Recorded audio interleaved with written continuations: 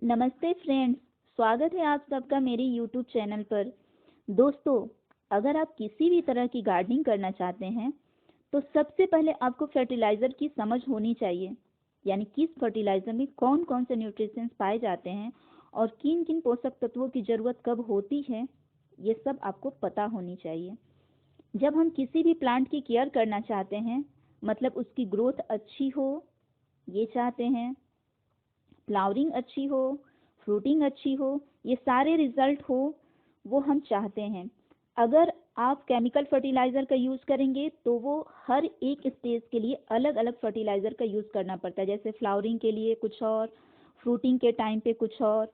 लेकिन अगर आप इसलिए जैसे केमिकल फर्टिलाइज़र में एनपीके हुआ, डीएपी हुआ, वगैरह वगैरह, इतना ही नहीं, इसके अलावा आपको टाइम टाइम पर कीटनाशक का छिड़काव भी अलग से करना पड़ता है। अगर आपको फ्रेंड्स मैं ये बताऊं कि एक ही फर्टिलाइज़र में सारे न्यूट्रिशंस के साथ साथ कीटनाशक के भी गुण मिल जाएं, तो क्या आप थोड़ी सी उसको यूज़ करने के तरीकों को समझना नहीं चाहेंगे? थोड़ा सा इतना ट्राई आप नहीं करना चाहेंगे? यह एक ऐसा फर्टिलाइज़र है, सरसों की खली, जो सस्ता भी है और अद्भुत असरदार भी है। देखिए एक छोटे से पॉट में भी कितनी अच्छी इसकी फ्रूटिंग हुई है। ये सब सरसों की खली का ही कमाल है। देखिए फ्रेंड्स,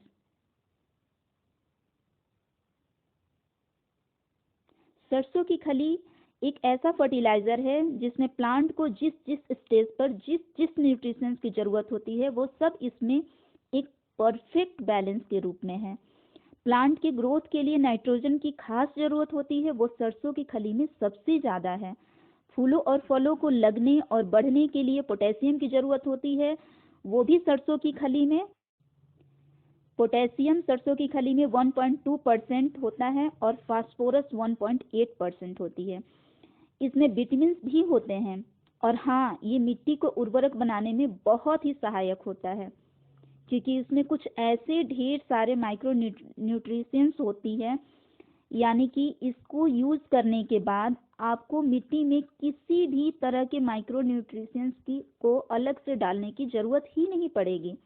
जब मिट्टी में सरसों की खली की ये खाद यानी लिक्विड फर्टिलाइज़र के रूप में हम इसे जब इस्तेमाल करते हैं तो कुछ ही दिनों के बाद उस मिट्टी के ऊपर एक फंगस जैसे कुछ चीज़ दिखाई आपको देने लगेंगे। ये वही फंगस है जो मिट्टी के लिए बहुत ही ज़रूरी है,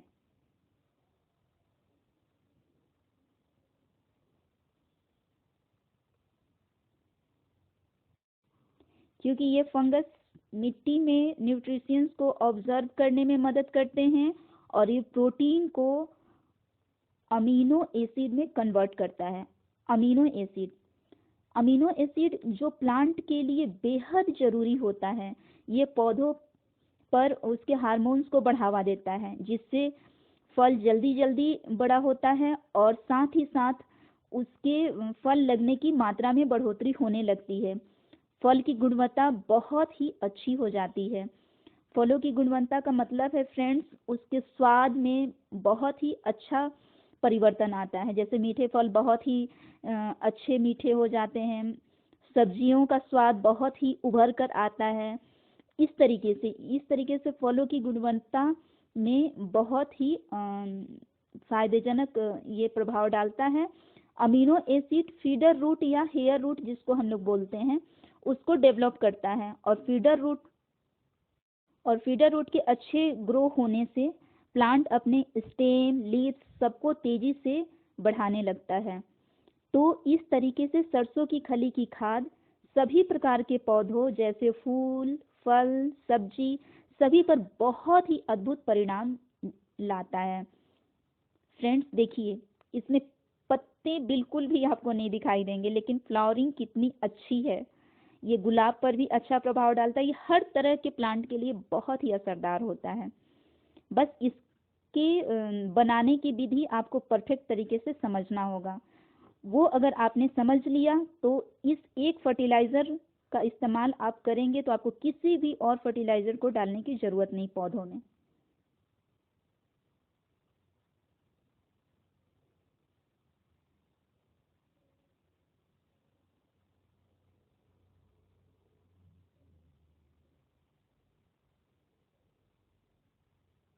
तो फ्रेंड्स देखिए, ये इतना छोटा सा पौधा है आम का, फिर भी देखिए इसमें कितनी अच्छी ग्रोथ है। फ्रेंड्स, अगर आप पाउडर बनाकर सरसों की खली का इस्तेमाल करना चाहते हैं तो 4 से 5 घंटा जल्दी फॉर्मेंट होने में लगता है, लेकिन अगर इसको केक के रूप में ऐसे ही यूज़ करेंगे तो फॉर्मेशन में 4 से 5 घंटा ज़्यादा लगेगा, क्योंकि ये पिघलने में इतना वक्त ले लेता है और इसके असर में कोई फ़र्क नहीं पड़ता।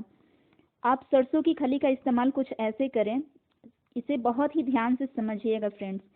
अगर आपने 100 ग्राम सरसों की खली ली है तो 1 लीटर पानी में इसे भिगोएं। अगर वैसे भी नहीं समझ में आए तो किसी भी बर्तन से आप इसे पाउडर बनाकर ले लीजिए और उसके 20 टाइम्स ज़्यादा यानी 20 गुना ज़्यादा पानी में इसे भिगोएं। और स्टील का इस्तेमाल बिल्कुल भी ना करें। स्टील का इस्तेमाल इस खली के फॉर्मेट करने के लिए आप बिल्कुल भी ना करें, प्लास्टिक का इस्तेमाल करें। आपको ये बात अच्छी से समझ में आए इसलिए मैंने इस कटोरी से आपको नाप बताया कि इस तरीके से भी आप नाप सकते हैं। लेकिन अगर आप इसे तौल के यूज कर सकते हैं तो 100 ग्राम सरसों की खली में 1 लीटर पानी में इसे आप भिगो दें और फिर इस लिक्विड को आप 20 टाइम्स ज़्यादा यानी इसका 20 गुना ज़्यादा पानी में आप इसे डाइल्यूट कर लें 4 दिन बाद। लेकिन मैं इसका इस्तेमाल इससे ज़्यादा करूँगी क्योंकि मुझे इसमें ज़्यादा प्लांट्स में डालने की इसको ज़रूरत है, तो मैं आपको उस तरीके से बताती हूँ। मैंने जितने सारे प्लांट्स लगा रखे हैं सब में मुझे इसे डालना है, इसलिए मैं इसका ज़्यादा इस्तेमाल कर रही हूँ। उस अनुसार मैंने इसका अनुपात लिया है और इसे मैं पानी डालकर भिगो दूँगी इस तरीके से। गर्मी के दिनों में 20 गुना ज़्यादा पानी में डाइल्यूट किया जाता है और ठंडी के दिन में 10 गुना। बीच बीच में इसे 4 दिन के लिए जब आप इसे फॉर्मेट करने के लिए डालें तो हर दिन में एक बार इसे आप ज़रूर किसी डंडे से इस तरीके से चला दें और इसे ढककर छायादार जगह में ही रखें, धूप में बिल्कुल भी इसको ना रखें आप। देखिए फ्रेंड्स, अगर आप इसे धूप में रखेंगे तो बहुत ही गंदी बदबू आएगी और ये खाद अच्छा नहीं बनेगा। देखिए, जब ये 4 दिन हो गया तो मैं इसे आपको बताती हूँ। जिस डब्बे से मैं इसे ले रही हूँ, ये जैसे एक डब्बा मैंने लिया तो मैं इसे 10 लीटर पानी में डाइल्यूट करूँगी। देखिए फ्रेंड्स, और जब आप इसे देखिए फ्रेंड्स इस तरीके से, ये डब्बा बहुत ही छोटा है इसलिए मैं इसमें 2 डब्बा डालूंगी और ये 20 लीटर का मेरा ये जार है। और इसे बीच बीच में इस तरीके से आप ज़रूर इस पानी को ऐसे चलाएं जिससे कि एयर बबल बने, ये बहुत ही अच्छा होता है। इस तरीके से आप ज़रूर करें। ऐसा करने से इस खाद में एयर बबल अच्छे बनेंगे और ये प्लांट्स के ग्रोथ के लिए और भी बेहतर खाद बन जाएगा। देखिए फ्रेंड्स, जितना एयर बबल बनेगा उतने ही इसके लिए बहुत ही अच्छा होगा। देखिए इस तरीके से इसे बार बार मिक्स करते रहें। चूँकि मेरा ये जार 20 लीटर का है इसलिए मैं इसमें एक डब्बा और सरसों की खली डालूंगी।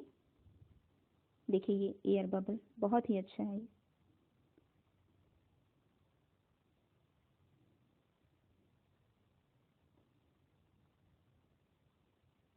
गर्मी के दिन में इससे 4 दिन के लिए आप फॉर्मेट करने के लिए रखें, लेकिन अगर आप ठंड के दिन के लिए बनाएंगे तो इसे आप 7 से 8 दिन फॉर्मेट करने के लिए आपको रखना पड़ेगा, क्योंकि ठंडी अगर बहुत ज़्यादा हो तो 8 दिन भी लग जाता है, लेकिन गर्मी के दिन के लिए 4 दिन काफ़ी है। इस तरीके से इसे बार बार मिक्स करें और इतना ध्यान रखें कि गर्मी के दिन में जब इसका इस्तेमाल करना हो तो जिस भी बर्तन से आप इसे डाइल्यूट करें उसका 20 गुना ज़्यादा पानी आप लें और ठंडी के दिन में 10 गुना ज़्यादा। गर्मी में आप इसे बिल्कुल पतला रखेंगे तो कोई भी प्लांट आपका ख़राब नहीं होगा। आप इसे गुलाब में भी यूज कर सकते हैं। गुलाब में बहुत लोग इसे छान कर यूज करते हैं, लेकिन मैं इसे इतना अच्छे से डाइल्यूट कर देती हूँ कि मुझे छानने पर भी इसमें कुछ निकलता नहीं। मैं आपको करके दिखाऊंगी ऐसा कि इसे छानने पर भी। देखिए इसकी पहचान मैं आपको सबसे पहले बता देती हूँ। देखिए 20 लीटर का ये बाल्टी है और इसमें मैंने 2 डब्बा ये डालकर इसे डाइल्यूट किया। देखिए कितना पतला है, इतना ही पतला आपको रखना है। अगर वैसे भी ना समझ में आए तो ऐसे हाथ से आप उठाएं और ट्रांसपेरेंट दिखना चाहिए ये पानी। देखिए जब इस तरीके से दिखे तो ये गर्मी के दिन के लिए बिल्कुल परफेक्ट लिक्विड फर्टिलाइजर सरसों खली की बनके तैयार हो चुकी है। इस तरीके से आप समझ लीजिए। तो इससे आपका कोई भी पौधा बिल्कुल भी ख़राब नहीं होगा। सारे प्लांट्स में आप जितने पानी का रिक्वायरमेंट है उतना डालें। जिस दिन इसको डालना, देखिए मैंने गुलाब के लिए इसे छाना, देखिए छन्नी में कुछ भी नहीं निकला, क्योंकि मैंने इसका लिक्विड बहुत ही पतला और बहुत ही अच्छा बना रखा है, इसलिए मुझे छानने की ज़रूरत नहीं है। साथ ही साथ आप इस बात का भी ध्यान दें कि जिस दिन आपको पानी देना हो उस दिन मिट्टी सूखी हो। सूखी हो का मतलब है जैसे कल जब आपने पानी दिया तो आज आप एक दूसरा पानी, मतलब सादा पानी आपको देने की ज़रूरत नहीं है। उस पानी के जगह पे आप इस लिक्विड फर्टिलाइज़र का ही प्रयोग करेंगे पानी डालने के लिए। मतलब इस लिक्विड फर्टिलाइज़र से ही आज इसे वाटरिंग करेंगे आप। बस इतना आप समझिए। और जैसा आपका गमला हो, गमला छोटा हो तो उस अनुसार जैसे आप पानी डालते हैं जितना आप पानी देते हैं उतना ही आप इस खाद को पानी के रूप में देते जाएं हर प्लांट में। जो जिस गमले का जैसा रिक्वायरमेंट हो वैसा आप इसका प्रयोग करते जाएं। देखिए फ्रेंड्स, और एक बात का और ध्यान रखें, जब भी आप इसे पानी दें तो कम से कम 15 से 20 दिन का अंतराल जरूर रखें। जैसे आज मैंने दिया तो मैं अब इसे 20 दिन बाद दूंगी, क्योंकि ये गर्मी का दिन है तो 20 दिन भी अच्छा ही रहेगा इसके लिए। ठंडी में हम 15 दिन पर भी दे सकते हैं। और जब आप इसका इस्तेमाल करें तो शाम का टाइम सबसे बेहतर होता है गर्मी के दिन के लिए। और अगर पत्तियों को बचा करके इसे दें, लेकिन अगर पत्तियों पर पानी चला भी जाए तो फिर सुबह टाइम आप इसे स्प्रे कर दें। लेकिन इतना पतला मैंने डाइल्यूट कर दिया है कि इससे पत्तियों में फंगस लगने की खतरा कम है। देखिए फ्रेंड्स,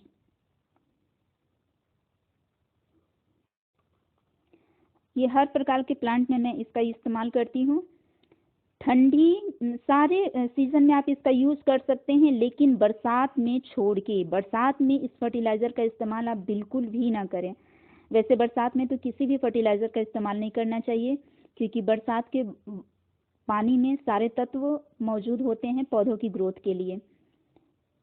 जब भी इसका यूज़ करें तो अगर पत्तियों पर छींटे पड़े तो उससे हो सके तो बचें, अगर पड़ जाए तो उससे बाद में आप स्प्रे कर दें। इस तरीके से देखिए फ्रेंड्स। और हाँ फ्रेंड्स, जिस भी प्लांट को आप छाया में यानी इंडोर रखते हैं उसमें इसका इस्तेमाल नहीं करें। धूप में रखने वाले प्लांट में ही इसका यूज़ करें, क्योंकि छाया में रखने वाले प्लांट में अगर आप इसे डालेंगे तो बहुत ही गंदी स्मेल आती है। सरसों की खली में पाए जाने वाले पोषक तत्व केंचुओं के लिए एक पौष्टिक भोजन का काम करता है, जिससे केंचुओं की मात्रा बढ़ने लगती है मिट्टी में और मिट्टी बेहद ही उपजाऊ हो जाती है। अब आप जानिए कि ये कीटनाशक के रूप में कैसे काम करता है।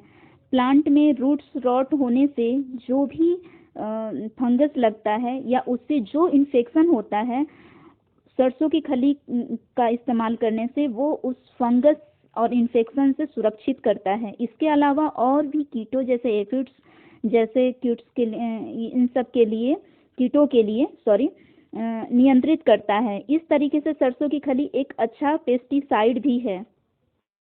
इसके पाउडर का यूज कुछ ऐसे कर सकते हैं, जैसे कि मिट्टी जब तैयार करनी हो गार्डन सॉइल तो उसमें आप मिक्स करके इसका यूज कर सकते हैं। फ्रेंड्स, इसके पाउडर का, सरसों खली के पाउडर का यूज हम कई तरीके से कर सकते हैं। ठंडी में जब आपको गार्डन सॉइल तैयार करना हो, ये हर सीजन में गार्डन सॉइल इसका हम रेडी कर सकते हैं इस तरीके से। तो मिट्टी में इसे मिक्स करके इसकी मिट्टी तैयार करें, और इस तरीके से मिट्टी तैयार करने से प्लांट में जड़ों से रिलेटेड रोग का खतरा कम हो जाता है। अगर किसी पौधे में फल फूल नहीं आ रहे हैं, कम आ रहे हैं, तो इसका यूज़ करें। गर्मी के सीज़न के लिए लिक्विड के रूप में सबसे ज़्यादा सुरक्षित और असरदार तरीका है इसका इस्तेमाल के लिए। और हाँ फ्रेंड्स, अगर आपको मेरा ये वीडियो ज़रा सा भी यूज़फुल लगे तो मेरे वीडियो को अधिक से अधिक शेयर करें और लाइक करें, और हो सके तो मेरे चैनल को सब्सक्राइब करना ना भूलें। तो फ्रेंड्स, थैंक यू मेरे वीडियो को पूरा देखने के लिए। और इस वीडियो को अच्छे से, अगर आपको ना समझ में आए तो फिर से दोबारा आप इसे देख के अच्छे से समझ के ही इस लिक्विड फर्टिलाइज़र का इस्तेमाल करें, तो आपके पौधों में भी